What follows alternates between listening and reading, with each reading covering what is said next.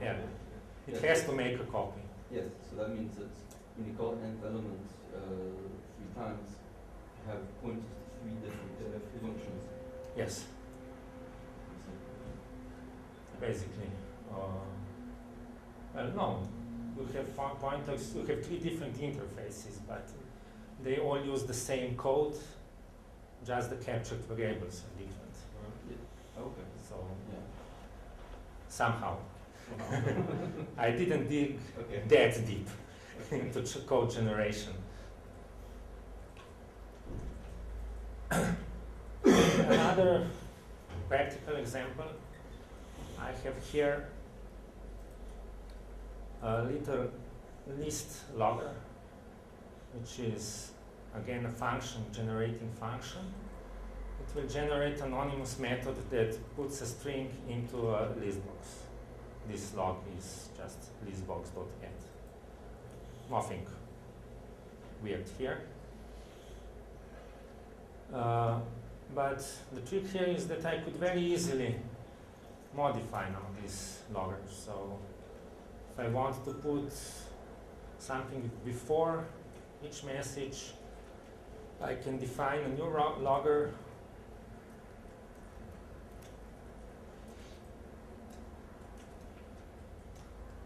which calls the old logger.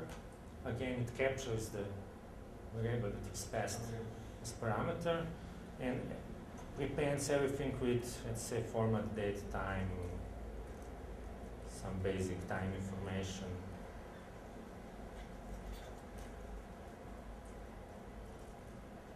Plus the message. Again, variable capturing.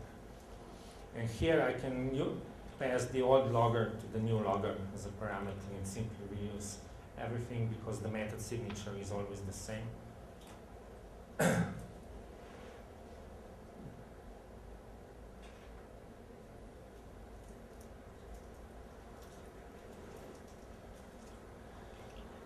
have 2 messages without a time, and then I create a logger. I have 2 messages with time. Like, okay, I have now some. So just check. Let me check something.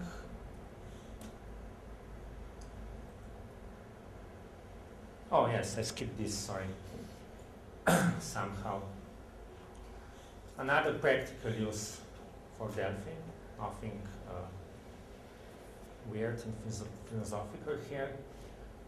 I have a function called enumerate range, which takes 2 boundaries and then calls anonymous method for each number from lower to upper bound. And here in the code below, I'm using this to say go from 1 to 7, and for each number please do some execution logging. This basically emulates a for loop, doesn't matter. But what I wanted to show is that I can add, for example, filtering here, very simply. I have this filter range, which is still the same from 1 to 7, and this is logging code. But I will add a filter function, which will only take input numbers that are odd, not even. So I can use the old code and let's call it, plots here, I don't know why. So I have this filter function which takes one integer and returns a boolean. Remember the t-predicate declaration from before. I can just say if filter of element, then do the logging.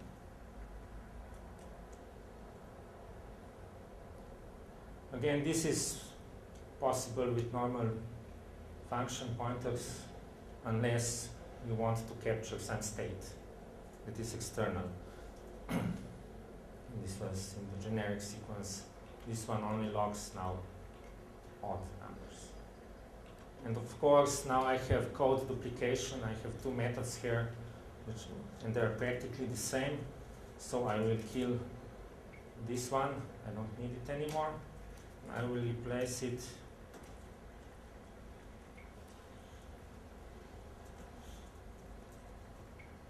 with a code that calls the filter version, but provides a filter which is always true. Stands outputs.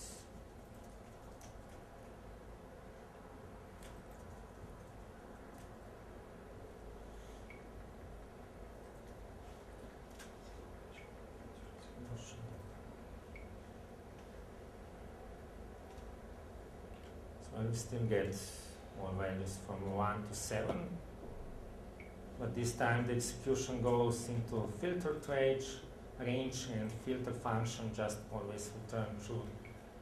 So you can write generic versions of functions using your less generic versions easily if the performance is not the hit. But actually I use anonymous functions a lot in Omnithread library in high-level primitives. And the performance hit from using anonymous functions is very, very low. The implementation is very good and generated code is very good, so typically you won't notice it. Okay. I have a demo here for... Oh, this one is weird. Maybe I'll skip it. It's even weirder than everything before. I'll leave it for the end if we have time. A demo about variable binding, what I mentioned before a few times.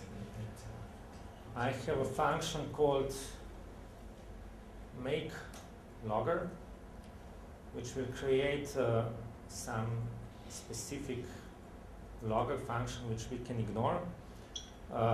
Let's just say that it returns a function which sends this message, this string, to this logger object. And this logger is the same logger as before, the one I've shown. So when I say make logger, I will get back a function which sends whatever is here to the logger, and when I call another instance, I will get the same anonymous function, but with a different source value. And then I evaluate both. It's just what we've seen before.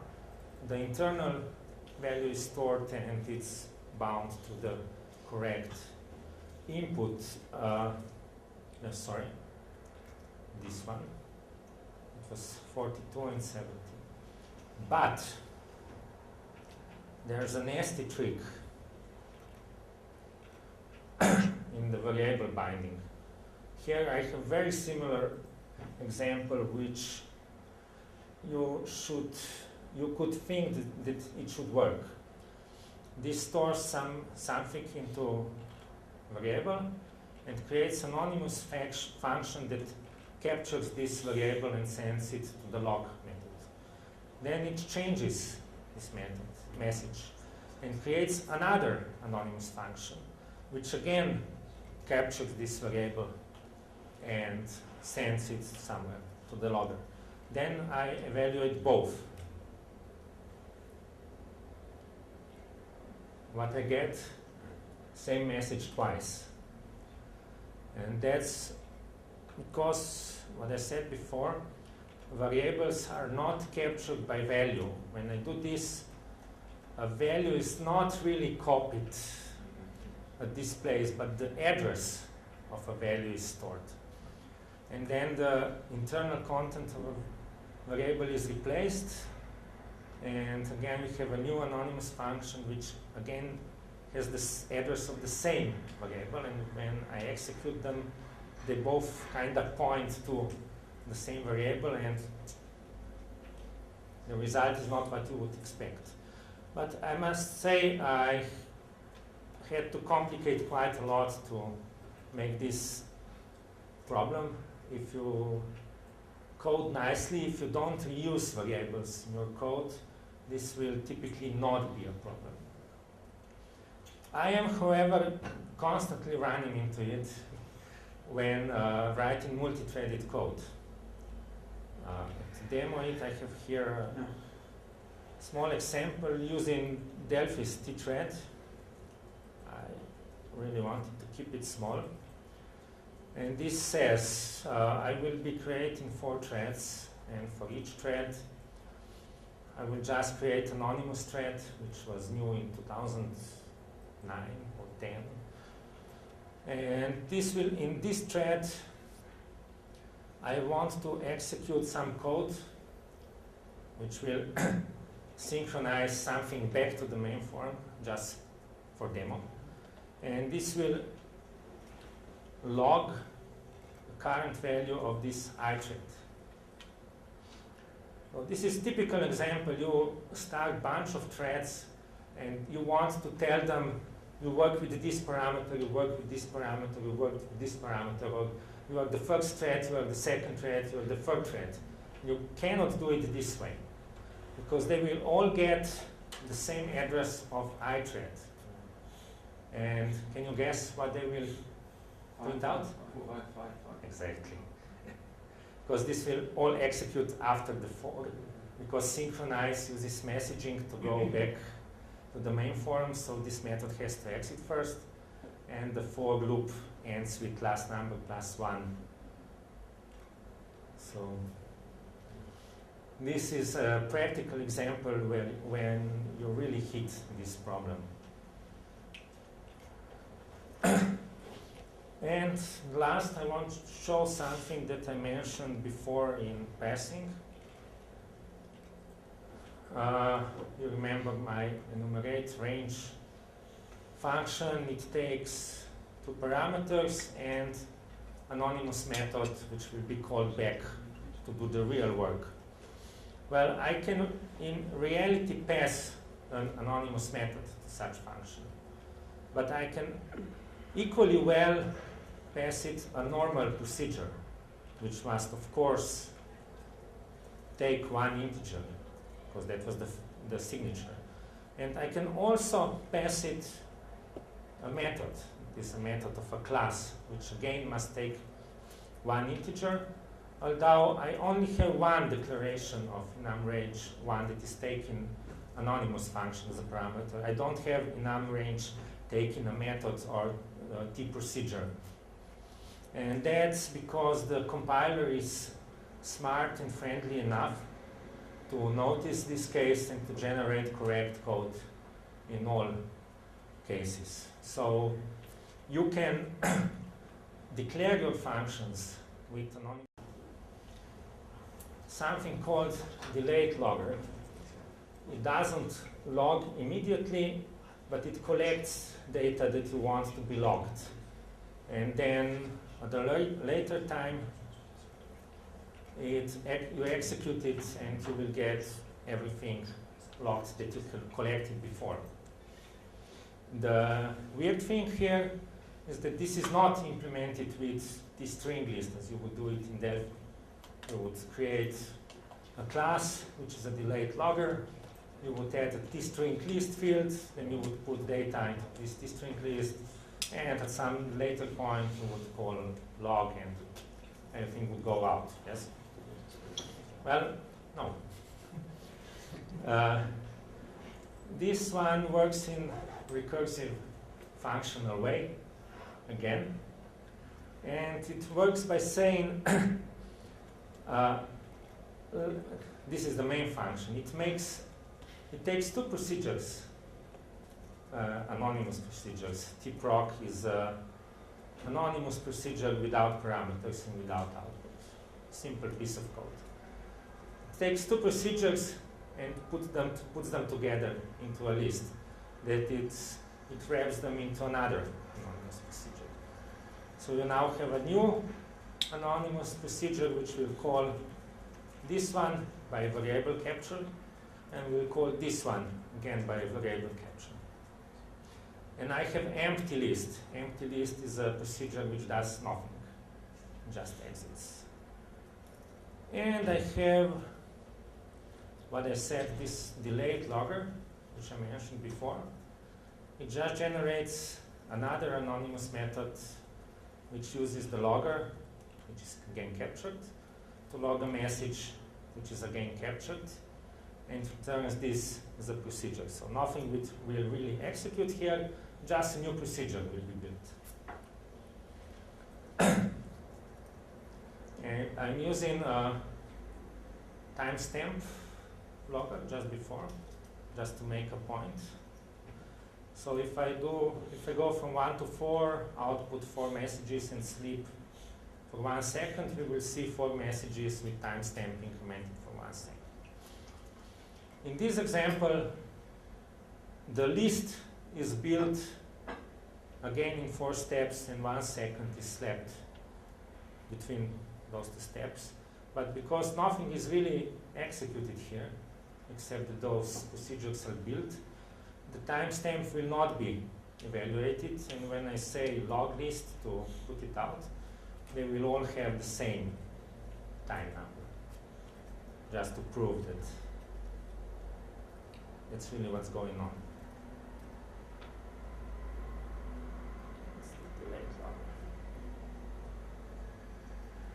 Of course, we have to wait 4 seconds, because for 1 to 4 sleep 1000, they all have the same timestamp. Because again, the trick here is to build a list, but this list is only evaluated at this point.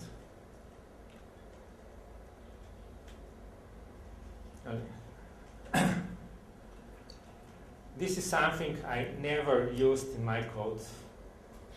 This is something that just a demonstration. So only at this point it's evaluated. When I go into previous list, I'm again here and I'm again here. Then I hit the bottom, the empty list, and then the loggers are evaluated one by one, and everything returns. Maybe now that I know that this can be done, I will use it someday. Maybe not. So I think you have enough, that your heads are full of this weird stuff.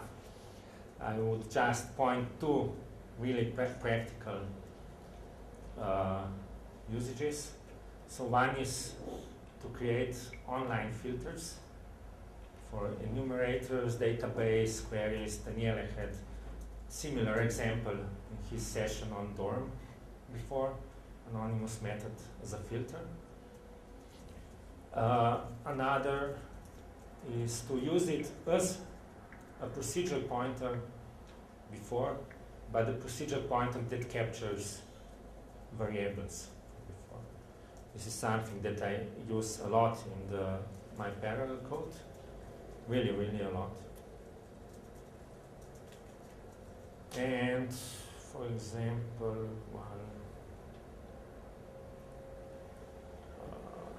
let me find some examples here.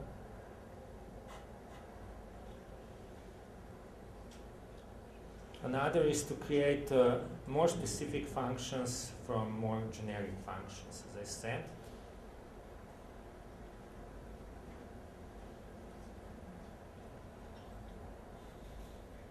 I don't know where I have some examples, but I have to find them.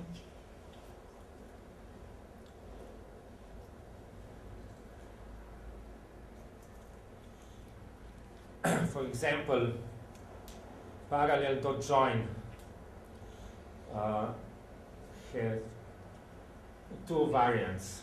In one, you can pass it a function without parameter, and in the second, you can pass it a function accepting 1 parameter of a specialized type.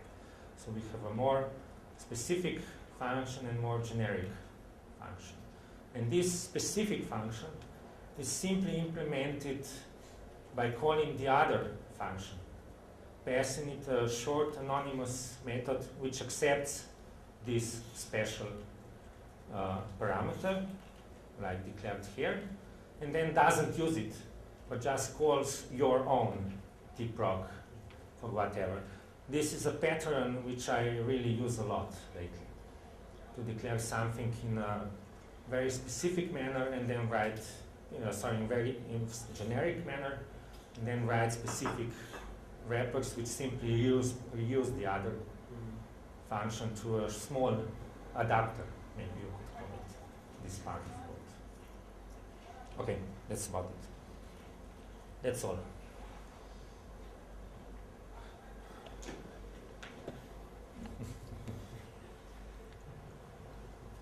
I can fully understand that you don't have any questions at this moment. Can we see again one of the logger example? Yeah. And when you said about variable wrapping, enter the logger. Let's see this one. Yes.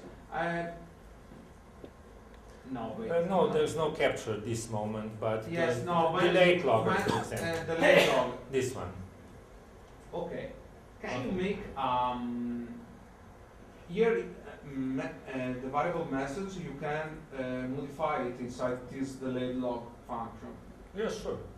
So if you are writing, for example, you are writing the first result like you wrote it now. You are asking if this modification will be put outside? If I will modify out. No, because it's not declared as var here. So if you are declaring it, just message, for example, without var. Okay. Yes. And after putting inside, after creating the anonymous method, you are after. Yes. Here. Yes. That will it be seen outside or not? Well, this is normal Delphi. You cannot do this. Well, you can do this. It will not be seen outside, of course.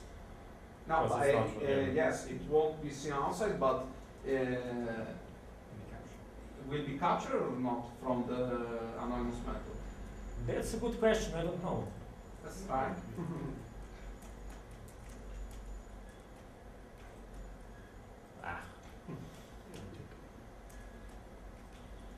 Here.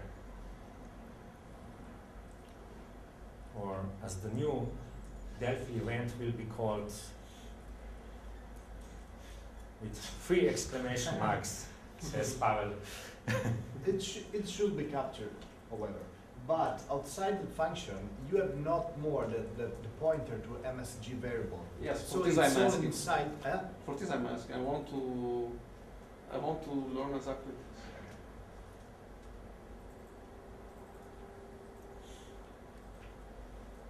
Actually, I really don't know. So let's be surprised.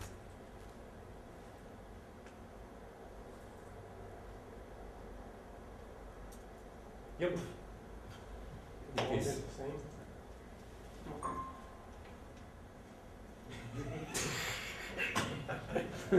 Shoot you. Okay, that's all the time we had. So thank you for staying with me up to the end.